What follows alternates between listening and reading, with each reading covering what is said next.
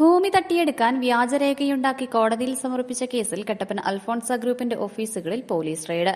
Idukki live വാർത്തകൾ നിങ്ങൾക്കായി അവതരിപ്പിക്കുന്നത് presented by Santa Monica study abroad. പഠിക്കാമിനി അതിരുകളില്ലാതെ. കട്ടപ്പന വള്ളക്കടവ് കണ്ണമുണ്ടിയിൽ ജെയിംസ് മാത്യുവിന്റെ പരാതിയിലാണ് നടപടി. പ്രതികൾ കോടതിയിൽ ഹാജരാക്കിയ വ്യാജരേഖകളുടെ പകർപ്പിന്റെ ഒറിജിനൽ കണ്ടെത്തുന്നതിനാണ് പരിശോധന. ജെയിംസ് മാത്യു വില കൊടുത്തു വാങ്ങിയ കട്ടപ്പന വള്ളക്കടവിലുള്ള 6 ഏക്കർ ഭൂമി അൽഫോൺസ ഗ്രൂപ്പ് ഉടമയും ഭാര്യയും മക്കളും അടങ്ങുന്ന സംഘം വ്യാജരേഖയുണ്ടാക്കി തട്ടിയെടുക്കാൻ ശ്രമിച്ചതായാണ് പരാതി. സംഭവത്തിൽ അൽഫോൺസ ഗ്രൂപ്പ് ഉടമ ഉൾപ്പെടെ 6 പേർക്കെതിരെ കട്ടപ്പന പോലീസ് കേസെടുത്തിരുന്നു.